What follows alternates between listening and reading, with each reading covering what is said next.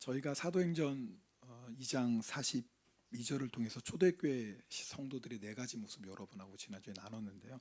우리 함께 읽어보겠습니다. 사도행전 2장 42절 말씀입니다.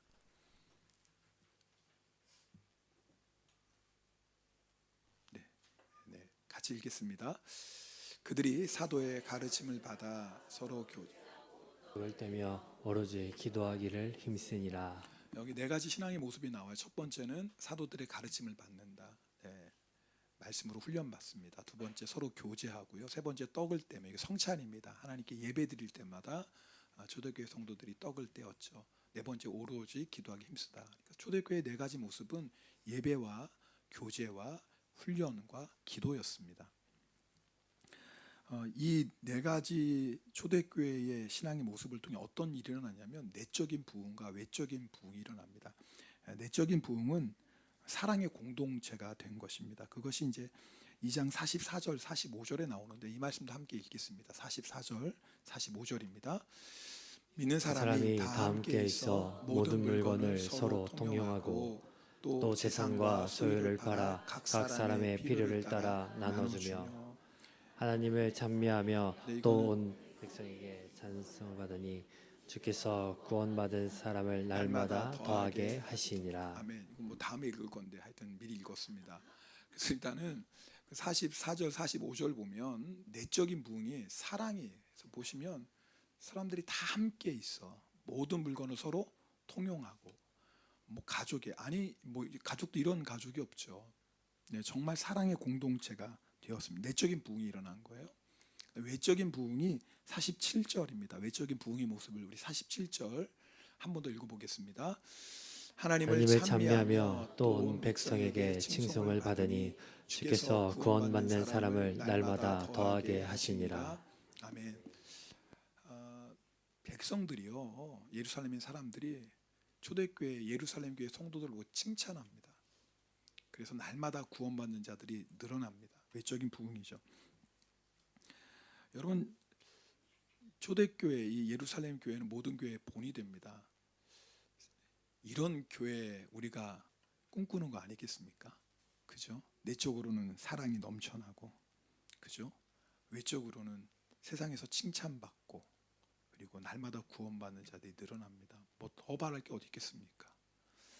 우리 교회가 이런 교회 되기를 기도합니다. 아멘도 안 하시네. 그죠? 다시 한번 기회 드릴게요. 이럴 때는 아멘 하는 건데 우리 교회가 이런 교회 되기 원합니다. 네, 그죠? 그런데요, 이렇게 천국과 같았던 초대교회에 하나님께서 큰 박해를 허락하십니다. 그래서 이제 8장 1절 말씀인데요.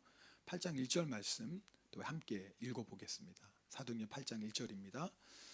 사울은 그가 죽임당함을 마땅히 여기더라. 그날에 예루살렘에 있는 교회에 큰 박해가 있어 사도 외에는 다 유대와 사마리아 모든 땅으로 흩어지니라. 왜 하나님께서 이렇게 천국과 같았던 예루살렘 교회를 흩으셨을까? 하나님이 흩으신 거거든요. 이유가 있습니다. 예수님께서 부활하시고 승천하시기 전에 지자들에게 부탁하신 말씀이 있습니다. 그것이 사도행전 1장 8절이거든요. 여러분 잘 아는 말씀이에요. 오직 성령이 너에게 임하시면 너희가 권능을 받고 예루살렘과 온 유대와 사마리아와 땅끝까지 이르러 내 증인이 되리라. 네, 여기서 증인이 되리라는 말씀은 물론 미래 시제죠. 성령이 임하시면 너희가 증인이 될 거야. 그러나 또한 이 되리라는 뜻은 뭐냐면 명령형 현재시기도 해요.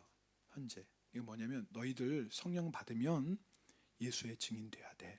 두 가지 뜻이 있거든요. 근데 문제는 제자들이 예루살렘에만 머물러 있는 거예요.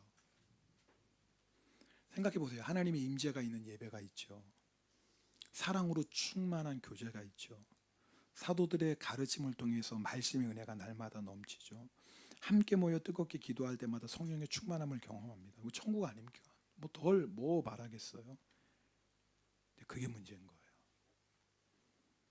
너무 좋아서 할렐루야 찬양하세 내 모든 죄 사함 받고 주 예수와 동행하니 그 어디나 하늘나라. 그런데 예루살렘을 벗어나면 거의 모든 영혼이라도 가원이 아니죠. 다 주님의 십자가 복음을 모르고 죄와 사망의 종로로 타고 살고 있어요. 그런데 초대교회 성도들이 예루살렘을 안 떠나는 거예요. 하나님께서 어떻게 합니까? 흩으십니다. 흩어진 성도들이 뭐 했을까요? 8장 4절에 보면 흩어진 성도들이 뭐 하는지 나옵니다. 우리 8장 4절 말씀도 읽어보겠습니다. 그 흩어진 사람들이 두루다니며 복음의 말씀을 전할세. 네, 이거예요. 이것 때문에 흩으셨어요. 여러분, 이 말씀이 굉장히 중요한 말씀이에요. 여러분, 하나님께서 그 임재에 있는 예배, 그 다음에 성도의 교제의 사랑이 넘치고 하나님의 말씀대로 살고 뜨겁게 기도하고, 근데 이 모든 것의 열매는 뭐냐면 복음을 전하는 겁니다. 이 교회의 사명이에요. 하나님이 이것 때문에 예루살렘 교회를 세우셨거든요. 그런데 이 사명을 감당하지 않는 거예요. 여러분 잘 들으셔야 돼요. 여러분, 우리 교회가 아무리 하나님의 임재가 넘치고 사랑의 교제가 충만하고 하나님의 말씀대로 훈련받고 뜨겁게 기도해도 하나님이 원하시는 것은 그 모든 일들을 통해서 복음 전하는 교회가 되길 원하세요. 이게 교회의 사명입니다. 안 하면 흩으세요. 그런데 이 말씀은 우리 인생에도 동일하게 적용돼요. 우리 한 사람 한 사람이 성령을 모시고 사는 성전 아닙니까? 교회 아닙니까? 그렇다면 내가 예수 믿고 구원받은 것보다 중요한 게 어디 있겠어요? 예수 믿고 구원받았다면 그 다음에 우리의 사명은 딱 하나인 거예요. 복음을 전하는 겁니다. 그러니까 그 교회가 건강한 교회인지 그렇지 않은지, 살아있는 교회인지 그렇지 않은지를 구별하는 기준은 뭐냐면 복음을 전하는 교회인가? 라는 거예요. 예수님은 예루살렘, 온 유대, 사마리아 땅끝까지 전하라고 합니다. 제가 여러 번 나눴지만 또 나눠요. 왜? 중요한 말씀이니까요. 예루살렘, 우리가 관계 맺고 있는 사람들이겠죠. 가족, 이웃, 친구, 좀 넓게는 직장의 동료들, 지역적인 의미로는 뭐 치바라고 얘기할 수 있겠죠. 온 유대, 일본 땅이겠죠. 사마리아, 사마리아는 일본 땅, 죄송합니다. 사마리아는 유대 땅 안에 있는데, 아시는 것처럼 유대인들은 사마리아인과 상종하지 않았어요. 왜? 혼혈족이거든요. 멸시하고. 그런데 하나님은, 주님은 그 사마리아에도 복음을 전하라고 해요. 저희 교회가 코로나 전에 한 달에 한 번씩 노인 시설 방문해서 복음을 전했습니다. 사실 노인 시설에 계신 분들은 복음을 들을 수 있는 확률이 거의 제로예요. 누가 복음을 전합니까? 그 안에서. 특별히 찾아가는 사람이 별로 없어요. 보니까 가족도 1년에 한 번 온대요. 네, 근데 그것도 안 오는 분도 있고, 정말 소외된 지역이죠. 감사한 것은 작년에 저희가 성탄절에 우리 할렐루 전도팀이 이제 다시 노인시설 방문하게 되었는데, 여러분 기도해 주세요. 이게 사마리아예요. 바로 사람들이 찾지 않는 곳, 소외된 지역, 거기 찾아가야 돼요. 동시에 뭐예요? 땅끝까지 가서 복음 전하라고 해요. 땅끝. 특별히 복음을 듣지 못한, 흔히 미전도 종족이라고 하죠. 예수 믿는 사람이 2% 미만이면 미전도 종족이라고 그래요. 이게 말이 꼬이지. 그러니까 일본도 뭐예요? 미전도 종족인 거예요. 개신교가 0.4%니까 뭐 구교, 뭐 동방정교회 다 합해도 1%밖에 안 되니까요.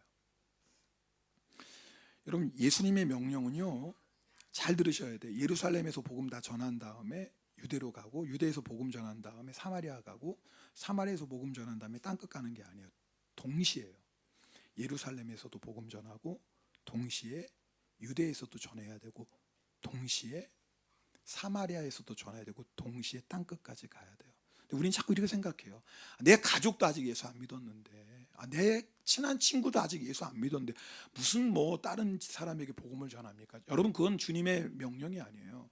만약에 복음이요, 예루살렘에 있는 사람이 다 예수 믿을 때까지 거기에 머물렀다면 아직도 우리는 복음을 듣지 못했을지도 몰라요. 여러분, 그래서 우리가 사는 이 치바 땅에도 복음을 전해야 되지만, 일본 국내 선교 가는 거예요. 이번에 우리 후쿠오카, 아키타 갑니다. 가셔야 돼요. 근데 동시에 어디도 가야 돼요? 땅끝 가야 돼요. 그래서 우리가 5월달에 트리게도 가는 겁니다. 왜냐하면 전해야죠. 주님의 명령이니까요. 자, 오늘 나눴던 말씀, 우리가 여러 번 나눴던 말씀인데 사실 오늘 나누고자 핵심은 이제 그 다음이에요. 우리 로마서 8장 38절 39절 한번 읽어보겠습니다. 로마서 38장 39절 우리 함께 읽겠습니다. 내가 내가 확신하노니 확신하노니 사망이나 생명이나 천사들이나 권세자들이나 현재 일이나 장래일이나 능력이나 높음이나 깊음이나 다른 어떤 피조물이라도 우리를 우리 주 그리스도 예수 안에 있는 하나님의 사랑에서 끊을 수 없으리라. 아멘. 로마서 8장 특별히 8장 31절부터 39절은요. 구원받은 은혜에 감격한 사도 바울의 노래예요. 찬양이에요. 하나님의 사랑, 예수 그리스도의 십자가의 사랑을 노래하거든요. 뭐 아마 그냥 부르지 않았을 거예요. 기뻐서 소리 높여 찬양했을 겁니다. 자, 그런데 이 8장에서 구원의 기쁨을 감격을 노래했던 사도 바울이 9장에 들어가면 오늘 우리가 읽은 본문인데 갑자기 분위기가 확 바뀌어요. 막 소리내서 기뻐 찬양하다가 울기 시작하는 거예요, 사도 바울이. 자, 1절 2절 말씀, 오늘 본문 1절 2절 우리 함께 읽겠습니다. 내가 그리스도 안에서 참말을 하고 거짓말을 아니하노라. 나에게 큰 근심이 있는 것과 마음에 그치지 않는 고통이 있는 것을 내 양심이 성령 안에서 나와 더불어 증언하노니. 지금 사도 바울 안에 큰 근심이 있다 그랬어요. 큰 근심. 일본어 성경에는 오오키나 카나심이에요. 큰 슬픔이에요. 그리고 그 마음에 고통이 있는데 그냥 고통이 아니에요. 끊임없는 고통이에요. 그치지 않는 고통이에요. 아니, 구원의 기쁨과 감격으로 그렇게 하나님을 찬양하던 사도 바울이 왜 갑자기 내 마음에 큰 슬픔이 있고 고통이 있는데 이 고통이 어쩌다 한번 있는 고통이 아니라 끊임없는 고통이라고 얘기할까요? 그 이유가 3절에 나옵니다. 우리 3절 말씀도 함께 읽겠습니다. 나의 형제 곧 고르게 친척을 위하여 내 자신이 저주를 받아 그리스도에게서 끊어질지라도 원하는 바로라. 이유가 있어요. 사도 바울의 형제, 고륙, 친척, 이스라엘 사람들이 예수님을 안 믿는 거예요. 하나님께서 이스라엘을 사랑으로 택하셨고, 그리고 메시아의 약속을 주셨고, 그리고 그 약속을 이루도록 믿음의 조상들 아브라함, 이삭, 야곱, 뭐 믿음의 사람들을 세워 주셨고, 여러분 아시는 것처럼 예수 그리스도가 뭐예요? 유다 다윗의 자손으로 오세요. 이건요, 이스라엘 백성이 아니고는 절대 어느 민족도 누릴 수 없는 축복이에요. 대단한 축복이에요. 물론 마지막 때 이스라엘이 회복되겠지만, 근데 지금 사도 바울이 복음을 전할 당시에 이방인들은 그 복음을 듣고 예수를 믿고 구원받았다고 할렐루야 찬송하고 기뻐하는데, 정작 하나님이 사랑하시고 택하신 이스라엘 백성들은 뭐예요? 예수 그리스도를 대적하고 있는 거예요. 사도 바울의 마음이 찢어지는 거예요. 여러분, 우리가 설교 전반부에 나눴던 말씀, 우리가 예수님의 증인이라는 사명 다 알고 있는 말씀이에요. 여러분, 우리가 너무나 잘하는 말씀임에도 불구하고, 그래서 예수님을 전하는 것이 우리의 사명이라는 거 모르는 분이 어디 있겠어요? 전도보다 중요한 게 모르는 거 아무도 없죠. 다 아세요. 근데 문제는 뭐냐면 우리가 알긴 아는데 전도를 잘 안 해요. 몰라서 전도를 안 하는 게 아니에요. 마음이 뜨겁지가 않아요.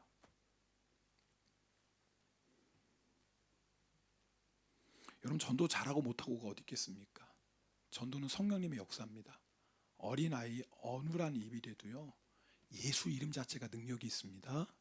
아멘. 예수 이름이 능력이 있기 때문에 누구든지 그 예수 그리스도 이름을 전하면 하나님이 예비하신 영혼 안에 예수 그리스도 이름이 잘 박힌 모처럼 팍 박힌다고요. 그냥 스쳐 지나가는 사람도 있겠지만 하나님이 예비하신 영혼은 예수 그리스도는 이름이요 꽉 들어와가지고 내 마음에 박혀요. 그리고 인생의 결정적인 순간에 내가 들었던 예수 그리스도 이름이 생각나요. 주님 앞에 온다고요. 근데 중요한 건 전하는 자가 있어야 듣죠. 예수 그리스도 이름이 내 심령에 박히려면 누군가는 그 이름을 전해야죠. 누가 전해야 돼요? 누가 전해야 돼요? 내가 전해야죠. 그런데 우리에게 왜 전도가 중요하고, 목사님 저는 잘 몰라서 전도, 이거 핑계입니다. 여러분, 예수 그리스도만이 유일한 구세주이시고 어떤 죄인도 회개하고 예수 이름을 믿으면 구원받는 걸 믿습니까? 믿으세요? 그럼 다 예수님 전할 수 있어요. 이거 믿으시면 예수님 전할 수 있어요. 몰라서 예수님 전하지 않는 게 아니에요. 우리 안에 뭐가 없냐면 구령의 열정. 오늘 설교 제목이 구령의 열정이에요. 이 구령이라는 뭐냐면 예수 믿지 않는 영혼을 구원하고자 하는 그 구령의 열정이 우리에게 필요하다 그 말이에요. 사도 바울 안에는 이 구령의 열정이 있었어요. 얼마나 뜨거웠냐면 주님, 만약에 이스라엘 백성들이 구원받을 수 있다면 저는 저주를 받아 그리스도에게 끊어져도 괜찮습니다. 도대체 그 구령의 열정, 영혼을 구원하고자 하는 열정이 얼마나 뜨거웠는지 이렇게 고백하고 있다고요. 자, 오늘 한번 나에게 그런 구령의 열정인지 확인해 보는. 왜? 사실 우리가 복음을 전하지 않는 문제는 몰라서가 아니에요. 우리 안에 구령의 열정이 있겠죠. 예수 안 믿는 사람 보고 저 사람도 좀 예수 믿고 구원받았으면 좋겠지라는 마음 다 있죠. 없는 사람이 어디 있겠습니까? 근데 그 마음이 너무 약한 거예요. 그래서 입을 열어 주님을 전하는 것에 우리가 너무나 게으르더라 그 말이에요. 좀 이런 예를 제가 들어볼게요. 우리 부모님들은 다 자녀들 공부 잘하기 원합니다. 맞죠? 저도 그래요. 저도 우리 아이들이 공부 잘하면 좋겠어요. 그래서 공부 아이들 잘 못하고 또 원하는 대학에 못 들어가면 부모들 어떻게 해요? 속상하죠. 그렇죠? 당연히 속상합니다. 그런데 말입니다. 내가 자녀들 공부 잘 못하고 원하는 대학에 들어가지 못하는 거 당연히 속상한 일이죠. 마음 아픈 일이죠. 근데요, 한번 생각해 보세요. 내가 정말 자녀가 만약에 신앙생활 안 하고 있다면, 내 자녀가 예수님을 모른다면 그것 때문에 내 마음이 정말 슬프고 그것 때문에 내 마음이 탄식하고 있느냐 그 말이에요. 지금 무슨 말씀인지 아시겠죠? 제가 이렇게 자꾸 말씀드리면 성도님 오해하세요. 아니요, 저는 우리 아이들이 공부 잘하면 좋겠습니다. 진짜로. 그래서 우리 아이들이 의대 많이 들어가면 좋겠어요. 그래서 저는 이제 우리 아이들 의대에 해가지고 의료 선고 가는 게 꿈이거든요. 얼마나 폼납니까? 그래서 공부 잘했으면 좋겠어요. 정말로요. 그런데 말입니다. 공부 잘해서 좋은 대학 들어가는 것도 정말 중요한데요. 더 중요한 건요, 예수 잘 믿는 거예요. 아멘입니까? 진짜 아멘이에요. 그런데 내 자녀가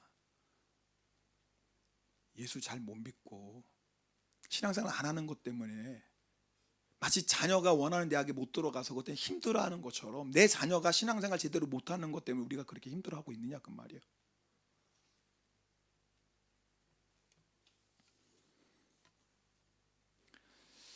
어떤 권사님이 목사님한테 둘째 아들 기도를 부탁하는 겁니다. 목사님, 우리 둘째를 좀 기도해 주세요. 둘째를 생각할 때마다 너무 걱정이 많아요. 둘째가요, 교회는 열심히 다니고 신앙생활 잘하는데 직장이 변변치 못해요. 수입이 별로 없어요. 목사님, 제가 둘째만 생각하면 걱정이 너무 많아요. 근데 우리 첫째는 보면 든든해요. 교회는 안 나오지만요, 얼마나 직장이 좋고 연봉도 많이 받는지 첫째만 생각하면 걱정이 없는데 둘째를 생각하면 내 마음이 너무 힘들어요. 권사님, 목사님 그런 기도 제목을 부탁하는 거예요. 여러분 어떠세요? 맞나요? 반응이 없으시네. 맞나 이게?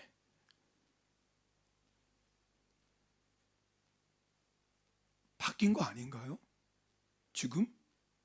아니, 지금 기도의 대상이 바뀐 거 아닌가요? 물론 둘째도 위해서 기도해야죠. 좋은 직장 들어가서 안정된 생활 당연히 기도해야죠. 그거 필요 없다는 거 아니고 구해야죠. 당연히 구해야죠. 그런데 진짜 기도할 사람은 둘째 아들이 아니라 첫째 아닌가요?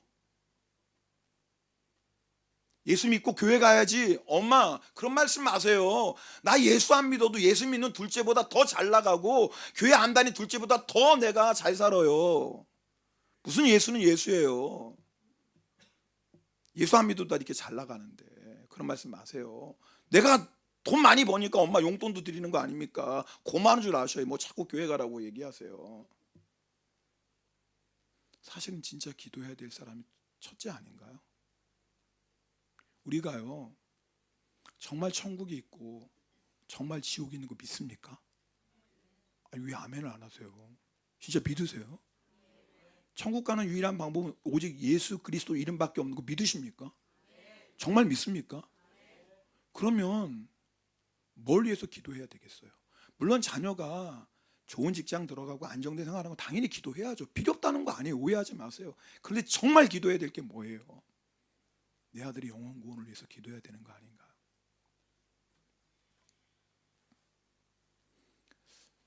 예전에 선한목자교회 금요 성령 집회에 이동원 목사님께서 성령 집회 간증을 하셨어요. 뭐 여러분 다 아시죠? 지구촌교회 이동원 목사님께서 간증하시면서 그 아들이 이제 미국에서 변호사하는 아들이 있는데요. 성공한 거죠. 미국에서 변호사 정도 할 정도면 대단하죠. 근데 아들이 사망 선고를 받았어요. 그래서 이제 뭐 생명이 얼마 남지 않았는데 이동훈 목사님이 밤중에 전화하시는 거예요. 물어보는, 아들아, 내가 너 한 가지 물어볼 게 있다. 아버지 무슨 얘기예요? 너 지금 죽어도 너 천국 갈 수 있니? 너 지금 죽어도 천국 갈 수 있니? 여러분, 자식을 먼저 보내는 부모의 마음은 아무도 몰라요. 제가 알겠습니까? 여러분이 알겠어요. 경험하지 않는 분은 아무도 몰라요. 그 아픈 마음은. 그런데요, 그 아픈 마음 속에서도 한 가지 분명히 확인하는 거예요. 너 아들아, 너 지금 죽어도 너 천국 갈 수 있어? 그럼요. 됐다? 그럼 됐다. 그 아픔이 우리가 상상이나 하겠습니까? 그런데도 중요한 게, 정말 내가 예수 믿고 구원받는다면, 지금은 헤어짐의 아픔이 너무너무 말로 표현할 수 없지만 그리스도 예수 안에 있으면 사망이 끝이 아니라 영생의 시작인데, 할렐루야. 너무 슬프죠. 그러나 그 슬픔은 부활의 소망으로 넉넉히 이기잖아요.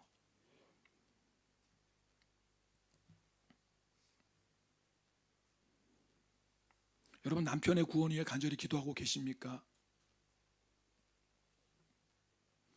여러분, 가족 구원을 위해서 아마 여러분들 많은 성도님들이 마음 졸이며 기도하실 겁니다. 기도하죠. 근데 한번 점검해 보는 거예요. 정말 그 어떤 기도 제목보다도 나는 내 남편, 내 자녀, 우리 부모님의 구원을 위해 기도하고 있나?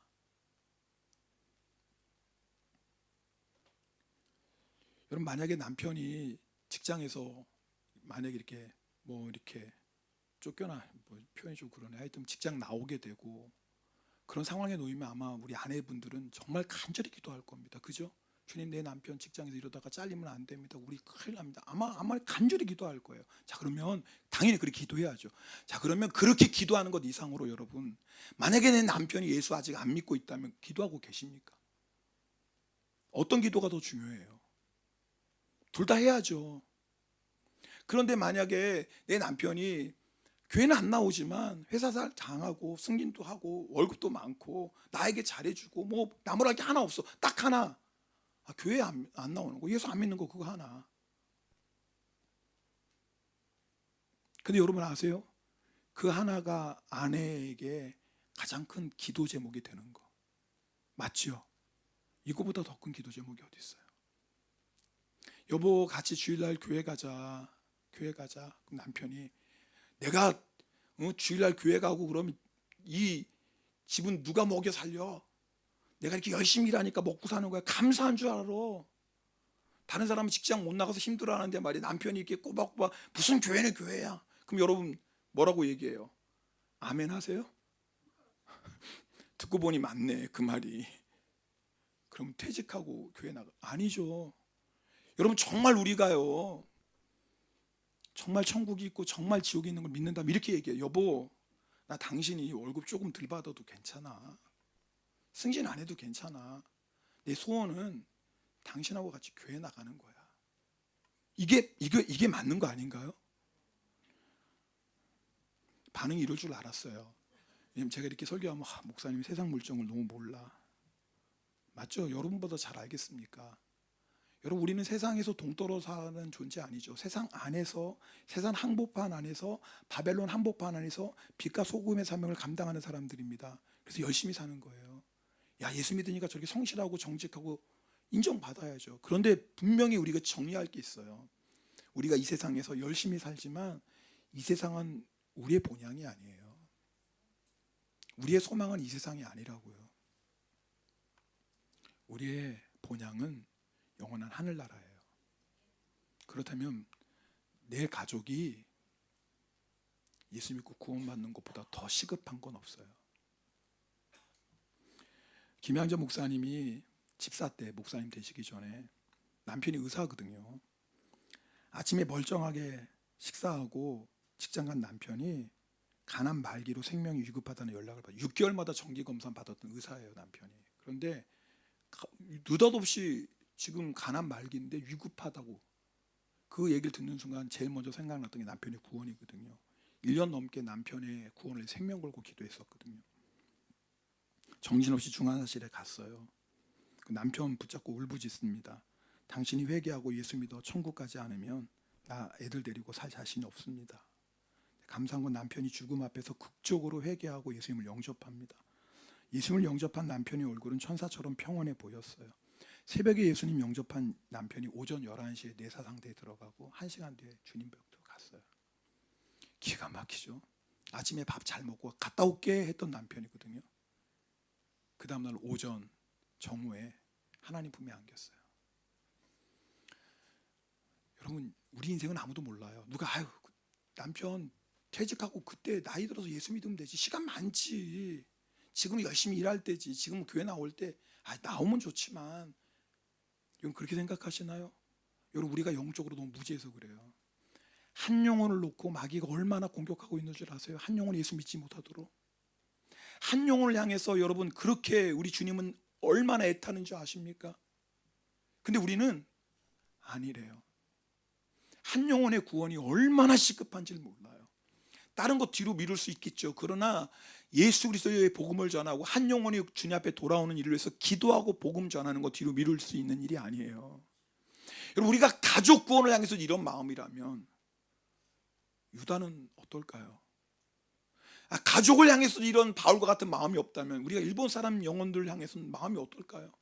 하물며 가족을 향해서도 이렇다면 열방 가운데 아직도 주님을 모르고 죽어가는 영혼들 향한 우리의 마음은 또 어떨까요? 오늘 설교의 핵심은 뭐냐면 우리가 몰라서 죄의 복음 전하는 거 아니에요. 심지어는 가족조차에게도 물론 우리가 복음 전하죠. 교회 가자고 얘기하겠죠. 안 그런 분이 어디 있겠습니까? 그러나 중요한 건 바울의 그 열정, 불행의 열정이 우리에게 있어야 된다는 거예요. 그게 있어야지 바울처럼 생명을 걸고 기도해요.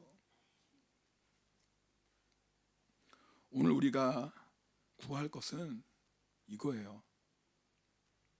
주님, 저에게 구령의 열정을 주십시오. 여러분, 근데 이 구령의 열정이 바울 안에 있었던 구령의 열정이 누구에게 시작된 열정인 줄 아세요? 하나님이에요. 하나님은요, 구령의 열정이 뜨거우셨어요. 얼마나 하나님이 우리를 구원하시길 원하셨냐면 독생자 예수 그리스도를 주시기까지 원하셨어요. 우리를 구원하시고자 하는 마음이 얼마나 뜨거웠는지요, 독생자 예수님을 주셨어요. 우리 예수님은요, 구령의 열정에 불탔던 분이에요. 죽어가는 한 영혼을 절대 놓을 수 없어서 십자가에서 죽으실 만큼 구령의 열정에 불탔던 분이에요. 그 하나님 아버지의 구령의 열정이, 예수 그리스도의 구령의 열정이 사도 바울에게 부어지는 거예요. 그러니까 사도 바울이요, 그 모든 화려한 가말리엘 학파의 로마 시민 뭐 다 필요 없는 거예요. 한 영혼에게 그리스도 예수 십자가의 복음을 전하고 한 영혼이 주님 앞에 돌아올 수 있다면 나는 저주를 받아 하나님께서 끊어져도 나는 괜찮습니다. 이건요, 우리 힘으로 안 돼요. 여러분, 이 설교 듣는다고 되는 게 아니에요. 이건요, 하나님께서 우리 한 사람 한 사람에게 구령의 열정을 부어주셔야 돼요. 그런데 우리가 이것을 위해서 해야 될 일이 있어요. 이게 뭐예요? 먼저 기도하는 거예요. 아멘. 하나님, 저에게 구령의 열정을 주십시오. 구령의 열정을 저에게 주십시오. 하나님 아버지 안에 있었던 구령의 열정, 독생자 예수 그리스도를 주시기까지 뜨거웠던 그 하나님의 마음을 저에게 좀 주십시오.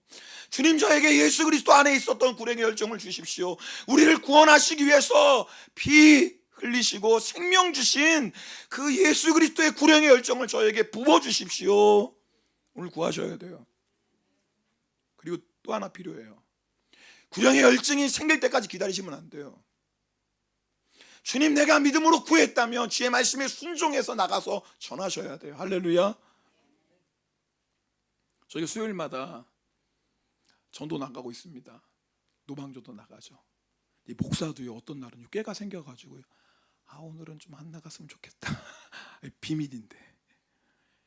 왜냐면 육신은 그래요. 그게 뭐가 어렵겠어요? 그저 찌바땅 가서 우리가 찬양하고 복음 전하. 어떨 때는 그럴 때도 있다니까요. 지난번에 말씀 나눴잖아요. 그런데도 나가는 거예요. 왜요? 주님이 가라고 하시니. 근데 놀라운 건요, 그렇게 해서도 가서 복음을 전하면 내 안에 구령열정이 일어나는 거예요. 주님 모르고 지나가는 사람들이 너무 안타까운 거야. 예수 믿으면 되는데, 정말 주님이 사랑하는 일본 영혼들인데, 일본 사람 얼마나 좋아요. 이렇게 좋은 사람이 어디 있어요, 세상에. 근데 예수를 안 믿어요. 예수 믿으면 되는데. 여러분, 복음을 전할 때 구령열정이 부어주는 거예요. 내 안에 구령열정이 차올라서 전하는 거, 네, 맞죠? 그러나요, 여러분, 우리가 구령열정을 주십시오 기도했다면 주님이 그것처럼 기뻐하시는 기도 제목이 어디 있겠어요? 그리고 구했으며 주신 줄 믿고 우리가 나가서 전하면 주님께서 그 마음을 부어주기 시작하세요. 그래서 오늘 비추는 게 온 거 아니에요? 저는요, 정말 너무 세상에 개척한 지 2년인데 수협에 나눴지만 세상에 청년들 5명과 전도로 선교하러 왔어요. 야, 이런 교회도 있구나, 한국에. 너무 도전받고 너무 감사한 거예요. 왜요? 그게 교회의 생명이니까. 하나님이 교회를 세워주신 것은 예수 그리스도 십자가 복음 전하라고. 보니까 어제는 카시와 가서 전도했는데 들어보니까 네팔 한 영혼이 어제 예수님 영접했다는 그 얘기를 들었어요. 야, 복음을 전하니까 예배하신 영혼이 있거든요. 여러분, 그것이 우리의 사명이에요. 오늘 성찬 받습니다. 여러분, 성찬 받을 때 기억하셔야 돼요. 왜 하나님이 예수 그리스도를 보내주셨을까? 구령의 열정이에요. 우리 구원하시고자 하는 그 뜨거운 마음 때문에. 왜 예수님께서 십자가에서 몸을 찢기시고 피를 흘리셨을까? 구령의 열정이에요. 오늘 성찬 받으실 때 물론 우리의 모든 죄 사함 받는 성찬식이에요. 동시에 구하셔야 돼요. 주님, 우리에게 구령의 열정을 주십시오. 그리고 구했다면 여러분 국내 가셔야 돼요. 교회에서 이렇게 기도하며 하는데 왜 안 가세요? 그리고 가족에게, 내 주변에 있는 사람들에게 전하셔야 돼요. 그러면 하나님이 일하시기 시작합니다.